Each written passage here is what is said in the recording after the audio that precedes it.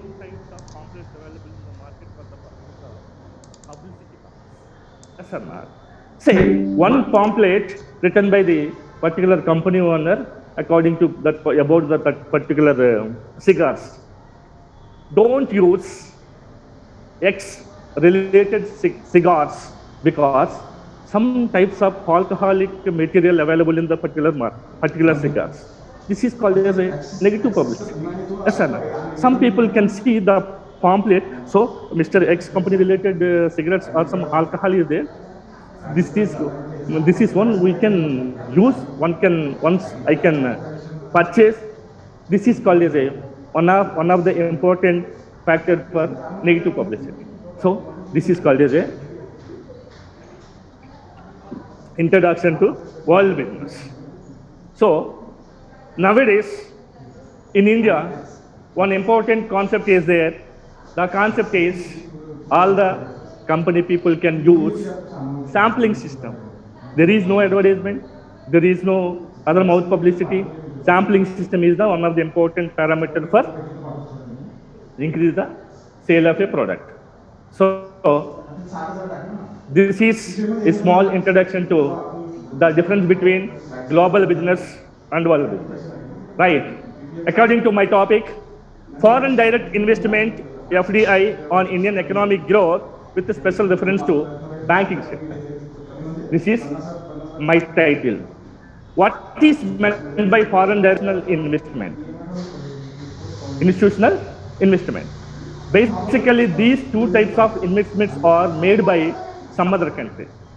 Foreign direct investment and foreign institutional investment. It is relating to banking sector. It is relating to banking sector. See, according to FDI, it is called as a foreign capital. Two types of foreign capital. One is inward foreign capital, second one outward foreign capital. Inward FDI means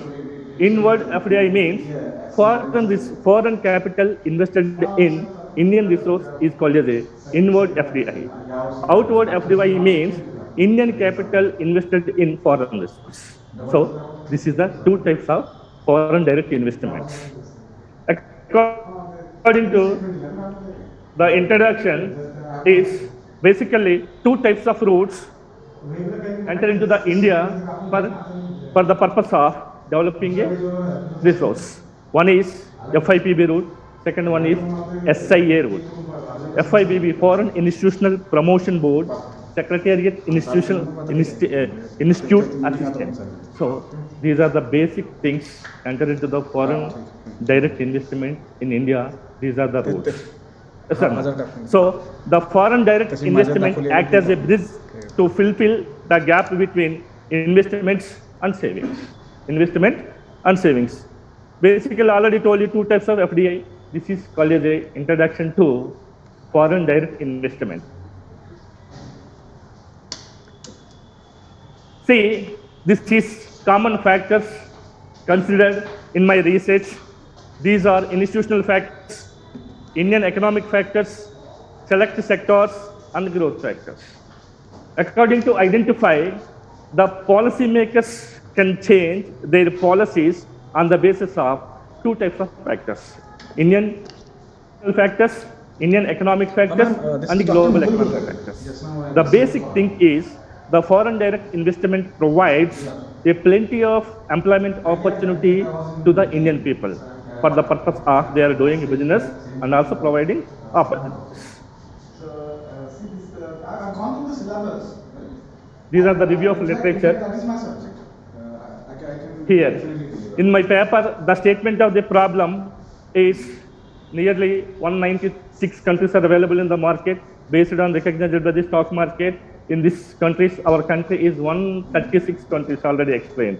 See, the statement of problem is in recent years, emerging countries are attracting a significant foreign direct investment flows in India. But the lagging is there is no policymakers, there is no institutional factors, there is no economic factors are not reaching the top position in the country. So one example is in 196 countries, a smaller country the country name is Belgium, is attracting 100% of FDI flows in the world market. Yes, sir, ma'am. So this is called as a introduction, problem of the statement, research gap, research questions. The objectives. The objective is a study of foreign direct investment flows impact on banking sector in India. These are the hypotheses. This is the scope of the study. The study period is 15 years. These are the limitations. These are the analysis and interpretation. I can use some important tools and techniques in my analysis. It is impact on foreign direct investment, economic growth. It is relating to banking sector. See, these are the statistical tools I used. First one is unit root test. Second one, Johnson co-integration test, ARDL approach, VECM model, and MEDAS, mixed data sampling method. Unit root test means here it is stationary test. Stationary test means automatically we collect our analysis is based for secondary data. Secondary data includes again two types, panel data and also time series data. It is relating to data. You can collect various types of data relating to foreign direct investment. Automatically you can conduct a test that is unique to test the data is significant or not, that is 5% significant or 95% of confidence level is available or not. So according to unit root test, two types of tests are there. One is augmentary Dinky-Puller test, second one is Philip-Perron test. It is stationary related test. Stationary is nothing but some types of data available in our website, some country data relating to monthly, some country data relating to daily, some are relating to 3 months, something like that. So all the types data converted to single way, automatically it is available for research. It is good for research. So the data is correct or not, it is significant or not. So you can use two types of tools, that is augmented Dinky-Puller test and also Philip-Perron test. The second one is Johnson co-integration test. The test conducted for the purpose of it is impact on banking sector or banking sector impact on X on Y or Y on X. X on Y, Y on X. So this is you conduct Johnson co-integration test. ARDL approach means it is autoregressive distribution log model test. It is applied for institutional factors based for banking sector and also FDI. ARDL approach, but it is identification by association between FDI and also banking sector. So association you can find out it is whether correct or not. So here two differences between what is meant by relationship, what is meant by association. Relation means it is FDI in basically 64 sectors are there. Each sector is identify their association or relation. For example, father son is available, or daughter, these called as a relationship. Yes or no? So the relation is relating to institutional factors, Indian economical factors. It is based for FDI versus institutional factors, or FDI versus economical factors, or FDI versus banking sector. Yes or no? You know relationship between these two. Second one, association. The association nothing but it is based for Y, Y is based for X, X is based for Y. Yes or not? For general tendency, father, son, these are relationships. But association is, for example, wife and husband. But these people completely different from various sources. Yes, sir. They collaborate, make a family. So, as thing, if he is called as a association is available or not, you can identify a real approach. VECM model is the relationship between selected factors on FDI and banking sector. Next one is MEDAS, mixed data sampling method. The sampling method is identify it is impact on FDI impact on all the factors or one independent variable impact on a plenty of dependent variable. You can run the test is called as a mixed data sampling test. So this is called as a tools and techniques I used for the purpose of this paper.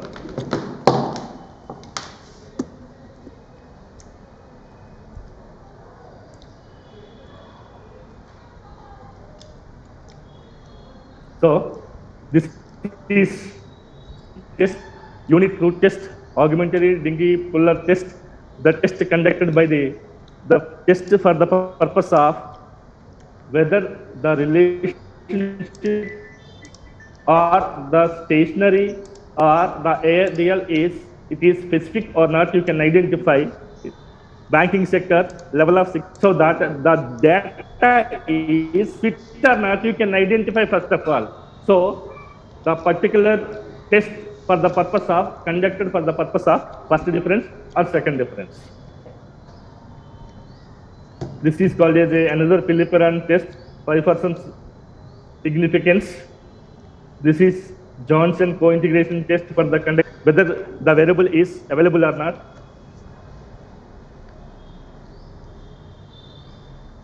This is VECM model.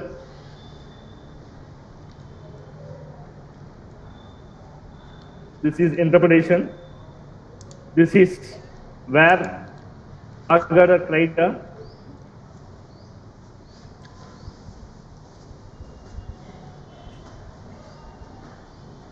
This is old test.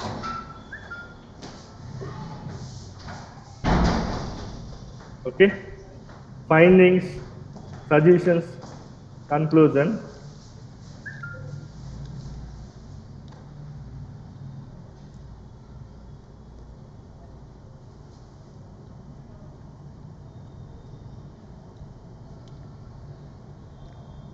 So this is my technical paper. It is based for all the R programming related factors.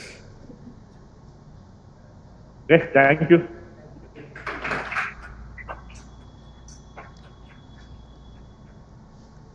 Thank you, sir. Thank you very much for your great presentation. You are really contributing and congratulations on this presentation of yours.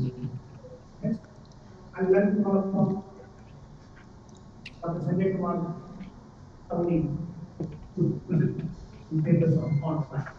Over to Dr. Sanjay Kumar. Thank you.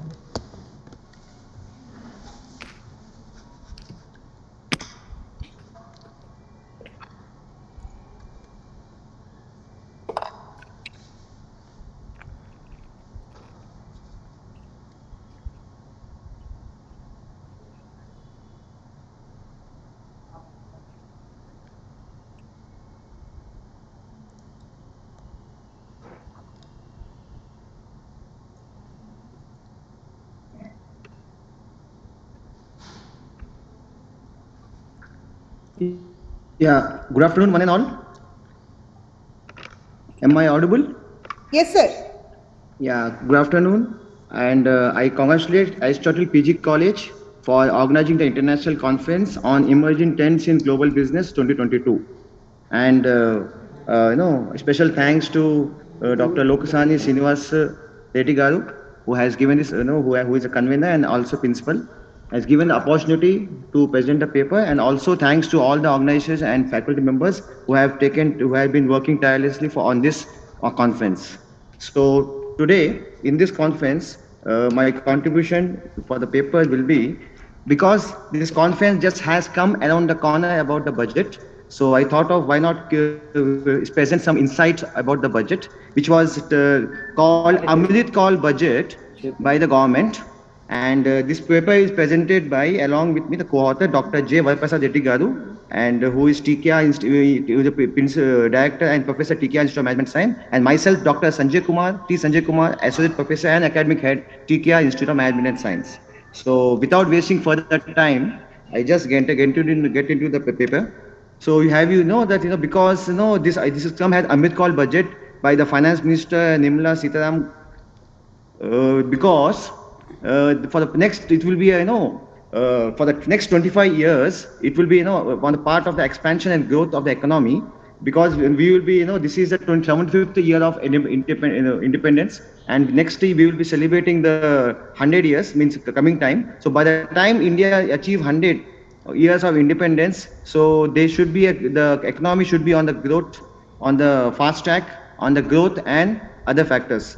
But because they are keeping the upcoming elections, which is going to happen in 5 states, and this looming Omicron threat and the nascent economic recovery, okay, the coming challenges, this budget has been planned keeping the future.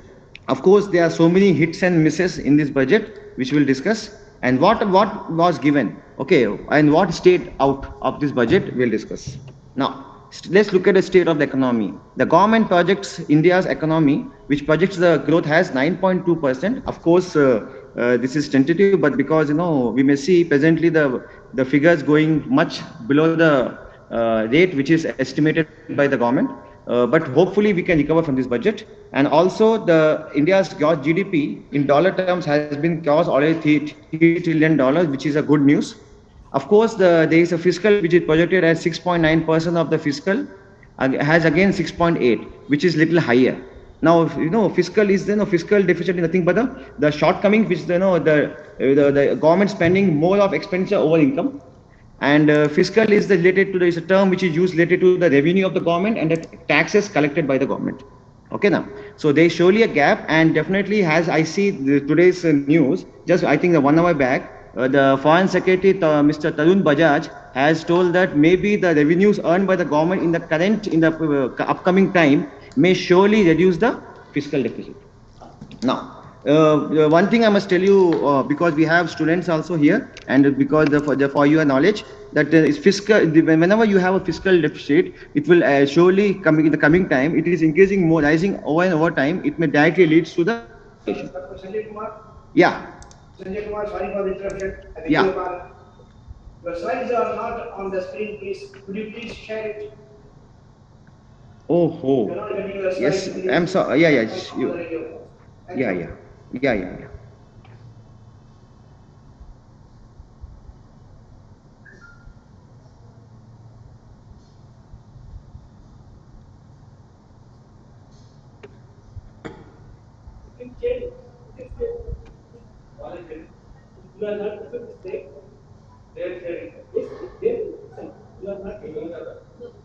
Yeah, can you see now, sir?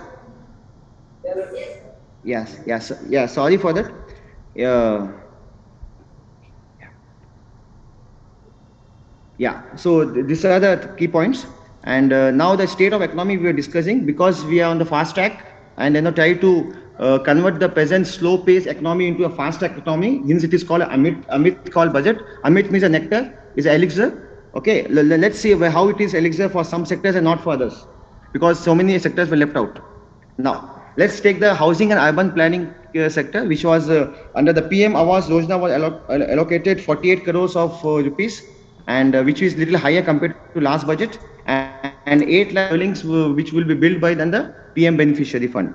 Awas Yojana, 6,000 households in rural and urban regions will be selected, has 60,000 households has reception in of the PM Awas Yojana. And 60,000 crore is set aside and to being set aside to provide 3.8 crore homes with access to running water. 8 lakhs families would be selected for the affordable housing project in 22-23. So a total of 60,000 crores has been set aside to establish tap water connections. Water, through Jal Yojana. Okay, now. So water is one of the key thing for every household. Now, and continuing with the housing and urban planning sector, a high level of urban planner analysts have formed and suggestions and to strengthen the capacity and planning of the implementation and governance, which will maybe take this sector into a next level through proper regular investments and returns from the long-term projects, which also has to be in combination going by the public-private partnership. Now, so these are the modernization which has to be given, and from providing urbanization to the current areas.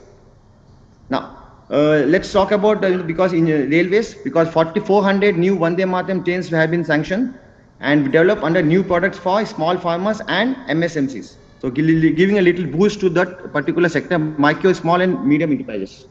And there is an integration of the postal and railways network, which was to facilitating the parcel movement was in that area, was also announced. Because we also it will what you call take the supply chain to the next level, and it will make the fast transport of goods from one place to another. So there was a master plan which has been formulated for highways also, and this it was known as a name Kavach. Okay, so to complete the 25,000 kilometer national highways in 22-23. Parallelly, the government announced the issue of green bonds. Now, green bonds are related to the investment in the green projects, which will help in the sustainability of the green environment, and also pollution-free environment. Talking about the green efficiency implementing green efficiency technology, particularly green homes. Yeah, and those projects have been encouraged, and it is also backed by WHO. Sorry, WTO. Now, data centers and energy storage systems also be given the boost in this budget. Now, there's one more term which is introduced in the budget, which is called Gati Shakti. Okay, now the BJP government is always good at using new terms for any kind of scheme which they launch. So PM Gati Shakti National Master Plan has been encompasses the 7 engines of the economy, and the 7 engines includes roads, railways, airports, ports, mass transport, waterways, and logistic infrastructure. So all these 7 engines will pull forward the economy in the coming time. Now let's talk about our key sector, main sector, which is agriculture sector and the food processing sector. So for this also the welfare also the 1,32,513 crores of rupees has been allocated in the 22-23 budget. And here a little use of technology in the form of Kisan drones will be to be promoted for crop assessment, digitalization of land records, and spraying of insecticides. So these are some of the key measures in the agriculture sector. It is okay. And We need to give mic to. and also fund with blend capital raised under the co-investment along with the NABARD, okay, which is a apex institution for agriculture. Now, as you know, that zero budget natural farming also, which was in the past has been introduced by Subhash Patekar, who is a key pioneer in this movement of zero budget natural farming, which was appreciated by the Food and Agriculture Organization of UNO. So in this regard, the agriculture universities in the country will be encouraged to include these areas in the syllabus.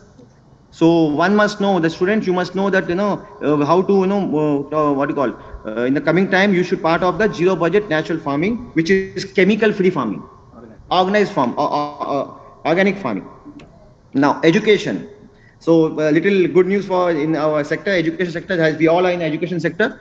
A digital university would be established to provide access to students across the country for world-class quality universal education. One class, one TV channel program to be expanded to 200 TV channels.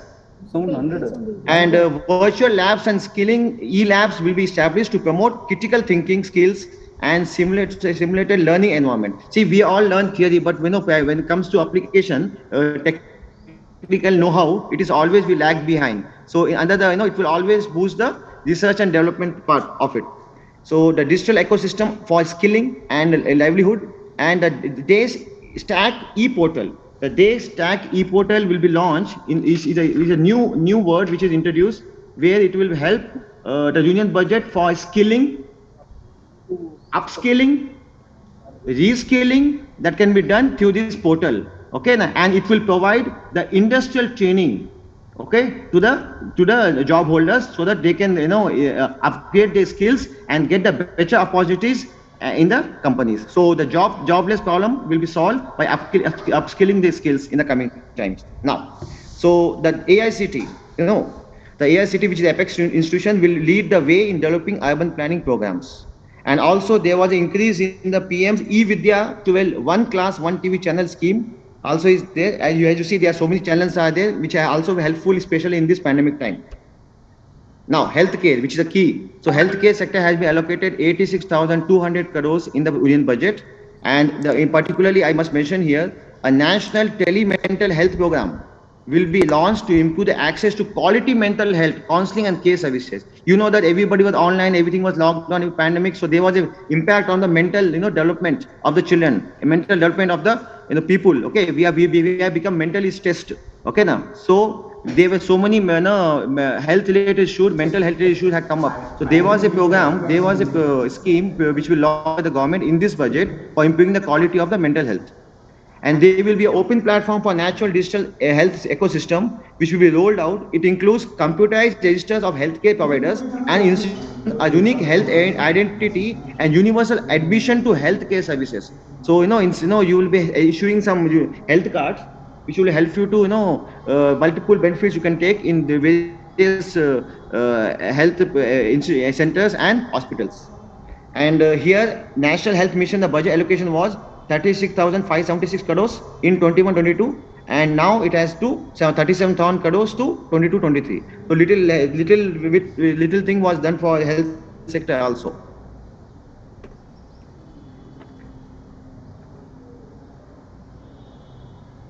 Now, telecom sector. So 5G, everybody is talking about 5G. So 5G implementation at telecom spectrum auction will be held in 2022. The tentative date has been not announced, but definitely it will sooner. Later part of the year, the government is planning to implement. And they also they also mobile connect, under telecom, because you can see the Universal Service Obligation Fund, which is a pool of funds generated by 5% Universal Services levy, which is levied on the telecom fund operators. So, and from there, 5% is taken and it is allocated for research and development and technology advancements. Okay, now, so that collection that fund will be 5% of the fund will be diverted towards R&D. And also agriculture's agreements for laying optical fibers in towns will be given under the name Bharat Net PPP projects. Okay, now, to public private partnership in this 22-23 budget. Now, tax proposals. Not much has been made. Old slabs are there. Income tax have not changed. Rates have not changed. Now, but taxpayers has allowed a one-time window to correct omissions in income tax returns. They can file the updated return within 2 years. So, time has been given from the current assessment year.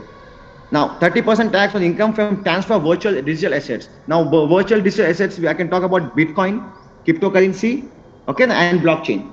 So these are the kinds of actions which government is planning. So the government, if you see this budget, they will talk about green technology. They are talking about digital assets, especially virtual assets. So these are the words we came to hear from the finance minister. So 1% tax deducted at source on transfer of virtual assets, which I mentioned here just now. Above threshold, gifts would be taxed. Now gifts, so this in this budget, gifts will be taxed. So that is one additional. And government will soon roll out a digital rupee based on blockchain technology. So this is also a new proposal which is put forward by the government. And there is some boost for some good news for the micro, small and medium enterprises, where a RAM program will be rolled out with a package of rupees 6,000 crores outlay spread over 5 years. So this is one boost for them. And also emergency credit line guarantee scheme that provided much needed additional credit to the 1.3 crores MSMCs will be extended till March 2023. Okay, I must tell you here, I must add one point here. This has been done keeping the pandemic in mind. Those of them who have suffered in their businesses, so give them an additional boost. The government has launched this scheme. Okay, given a additional credit of 1.3 crores. Okay, now, and it will expand it to by 50,000 crores to 5 lakhs crores in the coming times. And some good news for the northeast sector, northeast regions, where a new scheme PM Div INE launched to fund infrastructure and social development project in the northeast. Okay, now, so this development initiative for northeast has been short called as PM Dev in INE scheme. Okay, now, so these are some of the things, and also an initiative for additional allocation of 1,500 crores to enable livelihood activities for youth and women under this scheme has been given. So something to smile for the northeast also, because they are very much part of our nation, and they are also contributing in various sectors for in our economy. So I conclude this budget because I and focus on growth, investment, and stability of the tax regime. But one thing I want to tell you, in this budget, we came to hear the words like digital, green, climate, Atmanirbhar, Make in India, capital expenditure, ease of doing business, tax revenue, GST collections, and also robust tax collection and optimistic projection of our GDP, futuristic economy, driven by technology, clean fuel, and smart cities. These were the words which were highlighted, but some words which were ignored, that was unemployment, poverty, food security, informal sector, migrants, daily wages, health for all, welfare, and social protection for women and youth. So these are the key points which were lagging, and also they were not. See, this budget has not satisfied many. In I can say after my observation, after my comparing with the earlier budgets, and also keeping the pandemic in mind, nothing much special stimulus or package was given for the pandemic. Okay, where you see so many, whether it is salaried employees, self-employed, entrepreneurs, startups, everybody suffer. Health, particularly the health sector, where there was a high expectation from the consumers, and who were suffered, the families who suffered from the pandemic. Okay, so there was much expectation from the government, but which has shortfall in this budget. So by and large, even though it is known as Amit call budget, but it was Amit for some and poison for others. So this is my conclusion, and I thank yeah. I thank the organizers of this conference for giving me this opportunity. I thank Aristotle PG College and all the convener and co-conveners for these opportunities. Thank you.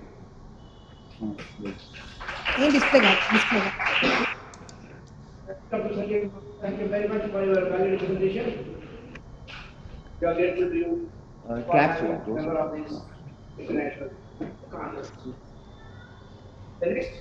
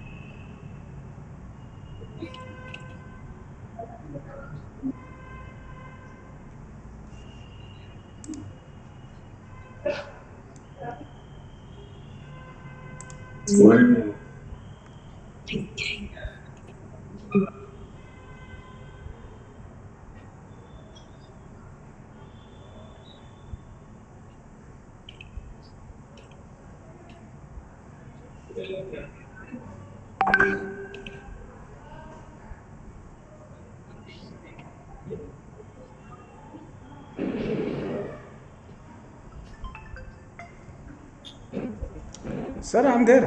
Yes, sir. Good afternoon. Yeah, yeah, I'm there. Yeah. Okay, okay. Yes. Okay, okay. Only two papers were there. Hello. Yes. That's all.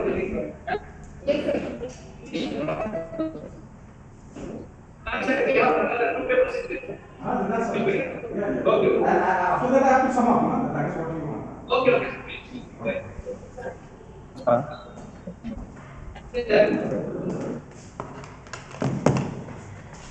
We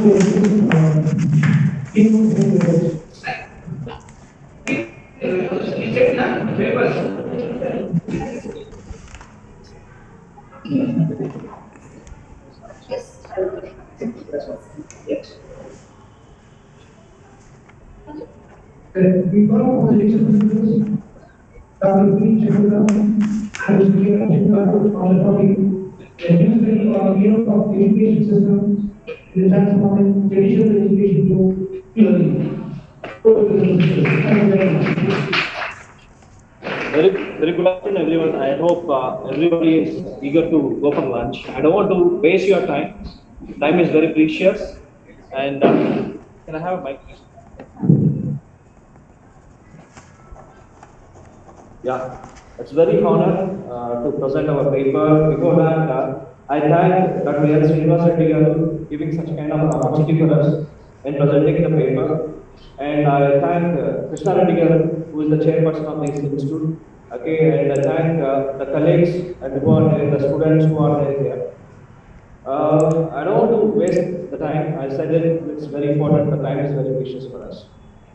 So when it comes to point of the topic, where a study on new era of education, transforming the traditional education to online education. Whereas comes to the point of here, we all know from past few years we are known about pandemic. Okay, we have got certain kind of experience. Of course, it's cut down so many lives of the people, but it also given certain kind of an encouragement at the point of the knowledge. Where today the educational system, where it is transformed to one stage to another stage, where we are in the platform today, now in the point of the web transfer, web activities, people are going to do certain kind of activities. So this is so encouraging for us to be in the point of the technology. As a teacher, and as you all are, some of the students are there who are, if the pandemic was not there, just imagine what is our lifestyle. It's just routine. But now what we are in the way of learning new things, and we are throwing a challenge for an engineering people, not in the platform of the business management. We are throwing certain kind of learning from various resources. Okay, education is never ending. It's just like a cloud where it takes lots of water and give as a rain and make the harvest of all the forest and as well as the agriculture. Make the things to go for the fruits, come to the hands of the people and enjoy. The education is also the same platform where it makes all the people to enrich their knowledge. This is our theme, why we have chosen. Okay, and my colleague Arjun God will do the next paragraphs. Thank you. Thank you, sir. I'm Arjun from Vidyajyoti Institute of Technology. I'm an assistant professor there. Now, before I start my presentation, let me tell you, we in the sense, I have also been involved with you, and we born not in the time of our parents. So always, whenever we fight with our parents or whenever we see our talk with our parents will always curse on us, stating that don't open your mobile, don't go with your mobile, or every time you are peeping up with the mobile. But the generation has changed. Every person in our particular thing or everyone who has been doing nowadays, they are mobile. Like if you see a born child, if you want to feed him, you have to give a mobile. So why are we only talking about mobile? Because the digitalization which has made more change. So I start with a quotation which has been given by the Rabindranath Tagore, which has been said, don't limit a child to your own learning for anything. He was born in another time, which has many resources to learn. Okay, the previous, there was only one resource to learn, it was only from the teacher. But now, you can learn from your own particular mobiles. As I'm seeing now, I have been presenting, many of the people have been keeping on their mobiles, where you can see that. So that is the difference where you have nowadays. So starting with that, my topic or my research paper has been stating with the learning aspects, the learning process, where the learning process The learning process of new understanding by gaining new information skills and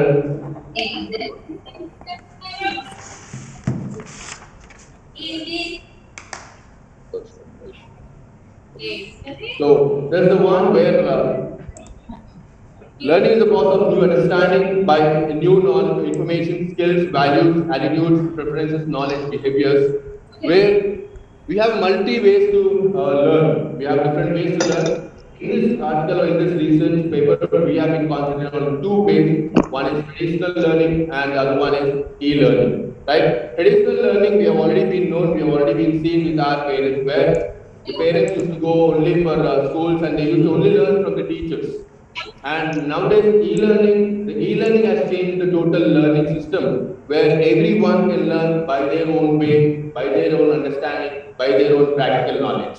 There is nothing there that where we have to go to the teacher and we have to go to the only the resource person, we have to get the knowledge from there. But nowadays, where you can get the knowledge from anywhere, any resources for anything. So that is the e-learning process where it has been created as a boom now. So that has created us to establish this paper where what is the particular era which is giving you the transformation from the traditional learning to the e-learning, what actually influencing, what actually the things which are giving you the scope to get into the e-learning aspect. So the need for the study was majorly been creating. Nowadays you can see before COVID or after COVID, before COVID, we rarely used to have online classes or we rarely used to have a YouTube videos to learn certain concepts. But after COVID, what has been given us a scope? The scope has changed totally. If you want to learn certain topics, we are going and picking up with the YouTube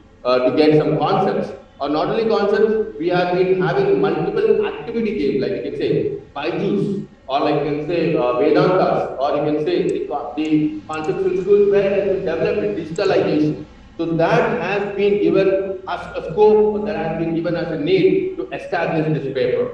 Right? So this is the need for us, and now the research which has been made in this particular article was we collected a sample of 250 sample or 250 like questionnaire.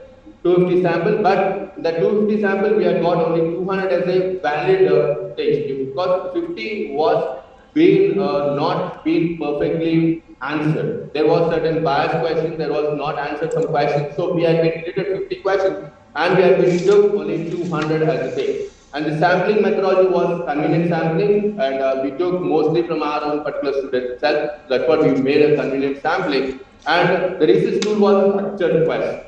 And the data which has been collected from secondary data from various articles by reviewing different articles, right? And the result of this particular research was clearly being stating that we have concentrated on these four parameters to analyze the factors. So what are those? The first is there any replacement with the traditional education with e-learning?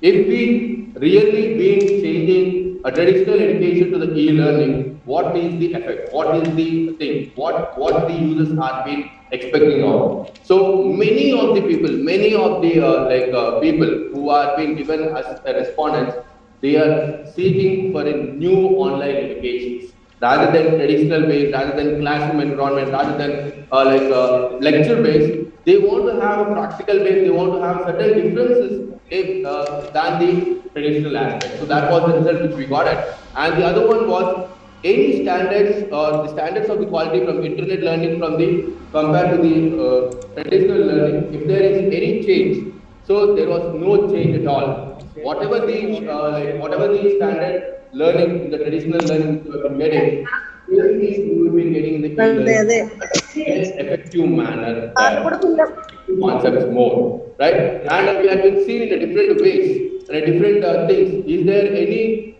differences where if a management or if the college is providing certain facilities, then only the student is going for e-learning, or if not, he himself is going to have e-learning. Rather, the college has to provide any facilities for them. So these students have been given without providing facilities by the college also. The students can also adopt themselves to make their own particular e-learning option. So these were the results which we got from the test. And the test we did is mostly from ANOVA one way and chi-square from the SPSS data. So we got the analysis and we got the result out of it, right? And there was a lot more scope for this particular paper. Not only the area which we concentrated, but there is a lot more scope to do the research in this area.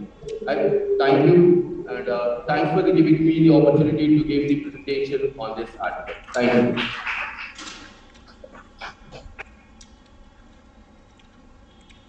Any question and answers? Okay. Participants, if you have any questions, please raise your hand. Any questions from the participant sides, you can. You are welcome, please. You are welcome. I'm ready to answer. Any clarification required by you? Can you have questions? Yeah, ready to answer. Sir, we are ready to answer. Sir is also. The participants.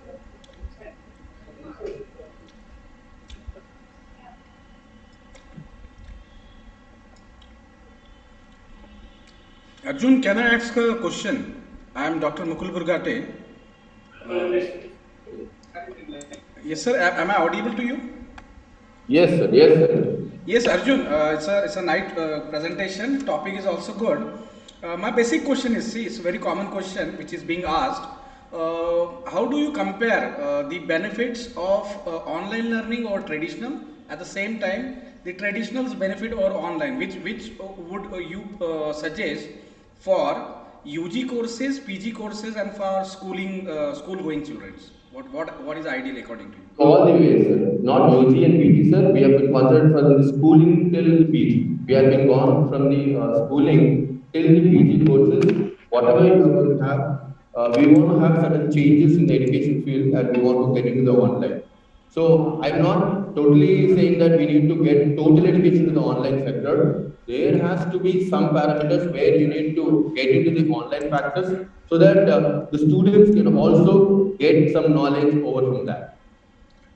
See, there are certain limitations of online learning. That is what ideally I wanted to know. Have you studied those limitations? Can you pinpoint out the limitations of online as well as traditional? Can you compare it? Not more than 2 points. The basic. Yes, traditional, definitely you need to go and attend the class compulsory. Where if you miss that class, you may not recap it. You may not have that particular class once again the same option, the traditional way. Right. Whereas in online, e-class or e-learning, the major limitation is we require certain technology to depend upon. Without the technology or without a particular internet or without a particular things, you cannot go on and study in the e-learning.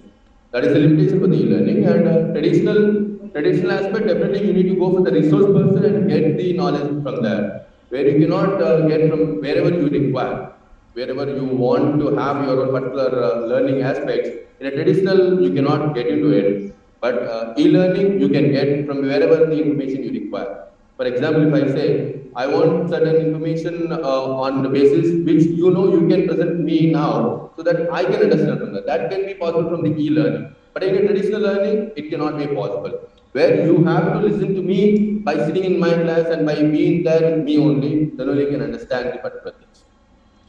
Yeah, that is good. But see, there are two school of thoughts which advocate traditional learning, right? And one school of thought says, fine, online is good. So what is your final say on this? No, Have you got my question? Sir, I'm not been purely saying that you need to transfer the total traditional learning to the e-learning. Right, exactly. There is certain process where we need to follow the traditional aspects only. And at the same time, there are certain things where we need to change into like e-learning.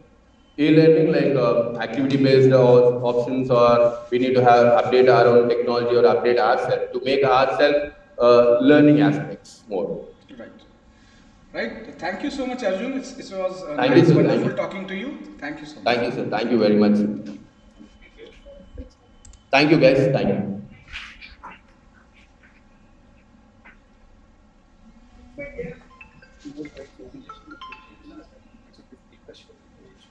I'm sharing. Stop sharing.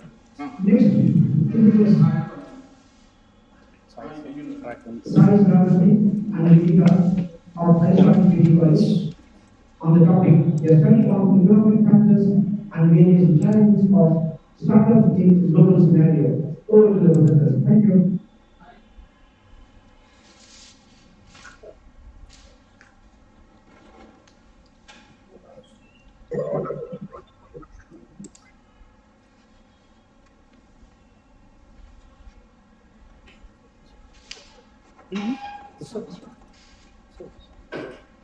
Sharing this. Zoom.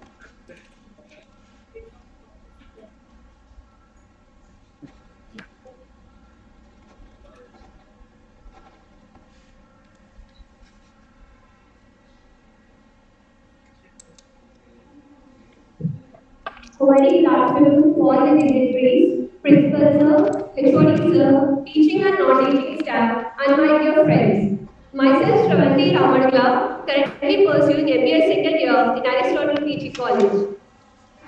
And my title is A Study on Economic Factors and Various Challenges Faced by the Startups in Global Scenario. These are the contents that I'm going to cover in this presentation.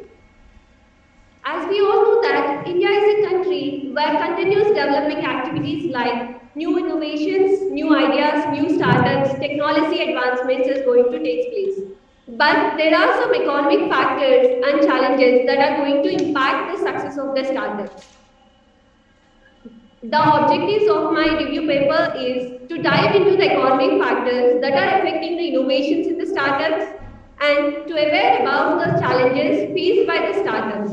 The reason behind choosing this objective is that there are many entrepreneurs, they're starting the businesses, but a lack of aware about the challenges that they are going to face in the process of improvement of their startups. So there is a chances of high rate of failure for the entrepreneurs not aware about the challenges that they are facing. And to explore about the impact of COVID-19 and some suggestions to the government about the empowerment of entrepreneurs and as well as to the startups. These are the economic factors. First one is supply and demand. Supply and demand are directly proportional to each other. If there is an increase in supply and demand, then it will be profit for the firms. And interest rates. Interest rates are inversely proportional to the investments and it is directly proportional to the liquidity of the economy. Inflation. If there is an increase in the demand for the products, then obviously the price of the goods also increases, which ultimately results in high cash flow in the market. And the third one is government activity. There are some government activities which will help to boost up the startups like medical, insurance, and some other. And wages and labor. If the wages and labor of an individual increases, then automatically the buying potential of a person increases, which leads to the increase to the profit of the firms. This is the secondary data that I have collected. As I said, my paper is about global scenario. I have chosen the two countries. First one is India and second one is France. In the span of 5 years, there is a chance of probability of 80 to 90% of failure in the startups. Why these startups are failure? The reason these are the challenges that the entrepreneurs are facing in the progress of their startups. First one is financing. At every stage of the growth of the startup, entrepreneur requires financing. This financing can be done through friends, family members, or some government schemes. But if the entrepreneur is not capable enough to get the amount for the success of their startup, it becomes a major challenge for him. And the second one is management. Lack of management also leads to the failure of the startup. Third one is lack of planning. Planning is nothing but the blueprint of the action. If there is no proper planning, it will not directly lead to the main objective of the startup will failure. And the third one is technological advancement. The entrepreneurs who are not ready to take upgrade their skills, or who are not willing to accept the new technologies, they leads to the failure of their startups. And fear of taking risk. The major quality that the entrepreneur must have is taking risk. If the entrepreneur is not ready to take the risk, he may see the failure of his startup. And the last one is poor business ethics. if the entrepreneur does not have proper business ethics, he may seize the success in the initial stages, but end of the day, he may end up with shutdown of his business because of poor ethical ethics that he has. And the last one is uncertain risk. I'm going to explain this with example. This COVID-19 is an uncertain risk that the entrepreneurs are facing. There is a 50% failure rate of the startup in this pandemic situation. So I request all the universities to incorporate a subject called startup, which helps for the student to convert himself into an entrepreneur. And for the government, if the government introduce new schemes and financing plans and also some infrastructure for the development of the entrepreneurs and startups, and an individual must be ready to take the risks and he must aware of the challenges prior to start the business. Then obviously he'll get succeed in the startup business. Thank you. 38 71 237. I request the audience, if you have any questions, they will be very eager to answer. Yes, Shravanti, can you hear me properly? Yes, please. Thank you very much.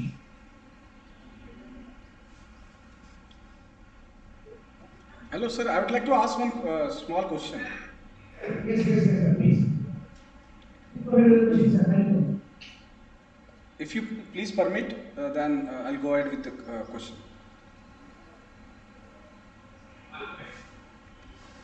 So, Yes. Yes, see, Shravanti, my first question, again, as a student, you have delivered good, topic is good. But my first question is very simple. I just wanted to know that is there any difference between a startup and a stand-up? Is there any difference between a startup, that is what was your topic, and stand-up? Have you studied what exactly stand-up means?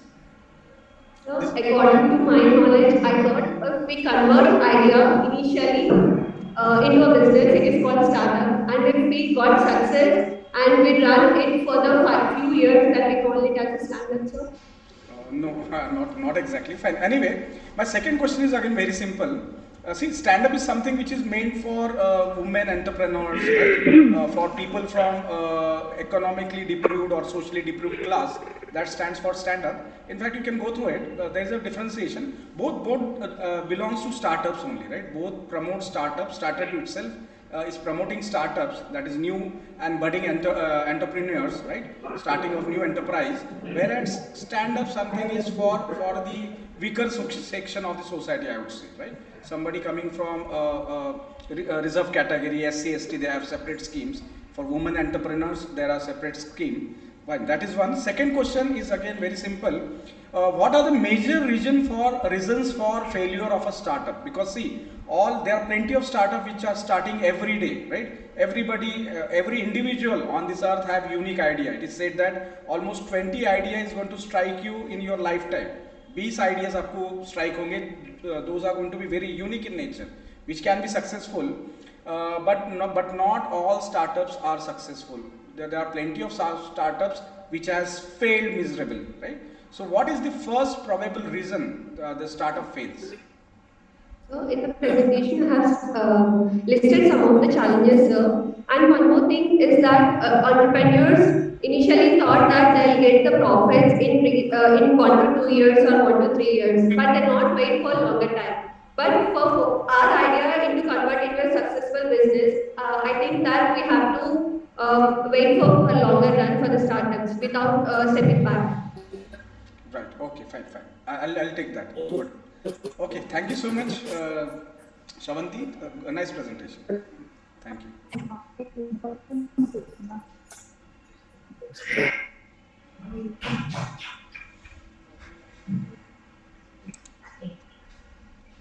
Now I request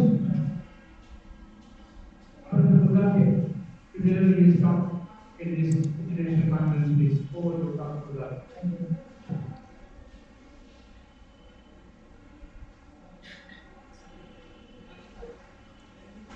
How many presentations are left, sir, now? I think we're done with 4, right?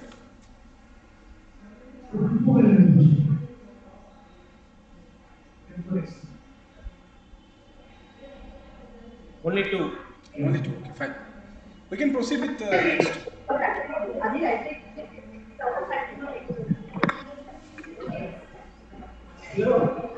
Two thirty principal sir ఎక్కడున్నారు?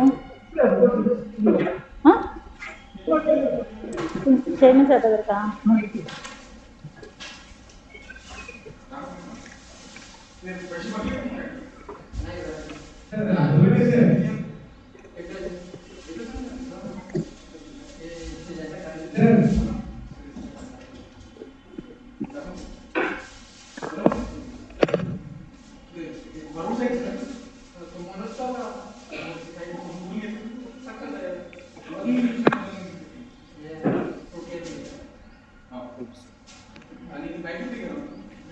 Urigate sir. And wait.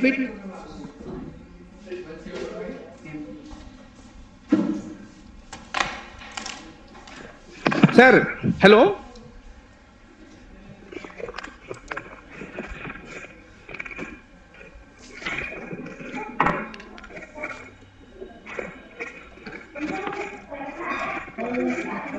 దేనికా?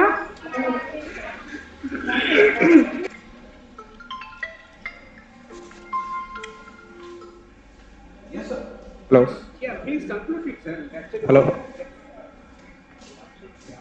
Okay, fine. Okay, fine. Okay. Yeah, thank you so much, Dr. Srinivas Reddy. In fact, I had a miscommunication, or maybe I got confused. I thought two more presentation are remaining. Fine. It is all done with all the presentation. First of all, I would like to congratulate Dr. Srinivas Reddy, the principal of Aristotle College of Management. The entire team being led by Dr. Srinivas Reddy, a wonderful event that is organized. It's an international conference on global business. The theme is good, tracks are good, and the presentation which I had are done. In fact, efforts has been taken, and a few of the questions which I have asked was up to the mark. Now, talking about basic theme of this conference, see when we talk about global business, there is one concept called as sustainable development, right? It was 17 goal which was set by United Nations, that if as a human being or humankind, if we want to survive, then we have to do planning not only for present we have to definitely work because we are staying in present, but we have to take into consideration the generations which are going to come. We have to see to it that we do not exhaust the non-renewable resources. For example, petrol, diesel, all we know what are non-renewable and renewable resources. So sustainable development talks about 17, particularly talking about the UN. They have laid down 17 goals of sustainable development, which talks about on plenty of things. The first is no poverty, right? They see, and this goal has been set for 2030, right? But we have to live in present, that is for sure. It's not that we are going to strive we are going to unnecessarily put ourselves in trouble for the future generation. Fine, we as a generation should also be eligible to enjoy these resources. At the same time, we have to see to it that we leave back something for the future generation to come. That is the basic layman's definition, I would say, when we talk about sustainable development. The development, no matter it can be industrial development, it can be innovation. 17 goals are there. In short, I'll just read them out. What are those 17? So first one is very important, that is no poverty, right? There should not be any poverty. Zero hunger, again, which is very, very important. Particularly there are areas where there are plenty of malnutrition, people are not getting 2 times meal, right? So this is the goal ideally set by the UN in the year 2050, right? And they have set it for 15 years. And as we know, this goal cannot be achieved in a single financial year. It requires plenty of meticulous planning. It requires things to be put in all proper perspective, not only on one aspect, not only industrialization. You have to take into consideration lot many things. Like third goal is good health and well-being. That is again equally important. Fourth is quality education. Somebody, Arjun, has already delivered on e-learning and online learning. That was something related to quality education. Gender equality is the fifth goal, which is again equally important. Clean water and sanitation. Somebody has talked on this also. I think it was T. Sanjay Kumar, right? Clean water and sanitation. He talked down the budget, union budget, and which was talking about the Amrit Kal, and Dr. T. Sanjay Kumar is rightly pointed out the budget it was in a K shape, right? K means there is lot many things for few people and there is nothing for few. This is what he concluded, and his observation, as it seems to be very correct, because this is what most of the financial analyst people have talked about. The budget is fine for people who are doing good, it is good for them, but for people but yeah, yes, linking పంపిలే కదా. pardon me, sir. Further, So I was talking about T. Sanjay Kumar. He has rightly observed the union budget. Amrit Kal he talked on, and see, Amrit Kal is a very very long horizon, right? It's not a short term goal. And see, sustainable development do not talks only on long term. It talks about present, at the same time taking care of the future generation to come. So at the cost of present generation, we are not supposed to support the future generation. Both are equal partner, I would say, in whatever resources that are available. So I was talking about this goal set. The seventh goal is affordable and clean energy, which was set by UN in the year 2015. Then eighth goal is decent work and economic growth. Ninth goal is industry, innovation and infrastructure. See, here the most of the government are more concerned with industry, innovation and infrastructure, but in ranking it is ranked as the ninth goal. The first priority is no poverty, and second priority is no hunger, that is zero hunger, and third one is good health and well-being. So this is all about the theme of this workshop. The workshop says sustainable development. And we all should always remember that sustainable development will only come when we preserve these precious resources. No matter, it can be coal, as I said, non-renewable, all sort of energies. It can be nuclear power itself, right? And if we are meticulous, if we are detailed on consuming these resources properly, then in that case only we can leave back something to our generation to come. So a wonderful theme, Dr. Srinivas Reddy, again I would like to congratulate you, and I congratulate all the presenters who have presented their paper and answered to the queries of the audience and to my queries also. Again, I wish the conference to be highly successful, and in fact it has become a success. Thank you so much all of you for inviting me, and I wish all the best to the college, Aristotle College, as well as to the entire team of Dr. Srinivas Reddy. And this goal, as I said, I was talking, I have not deliberately not covered 17, because 9th onwards we talk about industrialization, we talk about something else, which is again important, but the primary goal should be to take care of we human as a human being, right? We should care for the humans. That is what ultimately UN is all concerned about. Thank you once again, sir. Thank you so much. And nowadays we are expecting blessings from Nagpur and from Maharashtra. So thank you very much. So always with your support, and we are doing continue with your success. Thank you so much. Thank you for inviting me. We are taking the presentation virtually. Thank you very much. Right.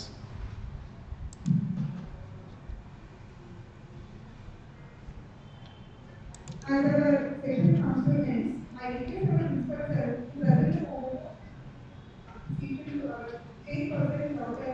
R.S.T.S.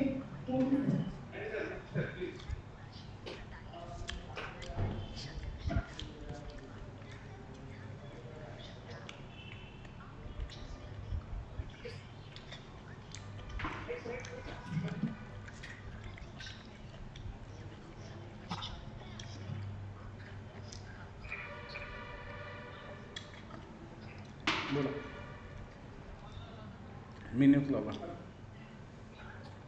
तू झाला miss call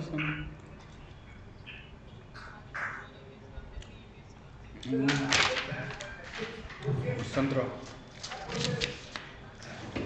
आला तो नहीं मैं घर से पोचला था मैं कॉन्फ्रेंस चालू है ना तो कॉलेज वाला निघतो पण अर्धा तास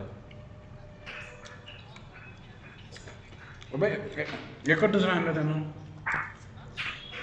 एकच डझन आणले म्हटलं 3 हां हां ठेव Gradually, research, chairman,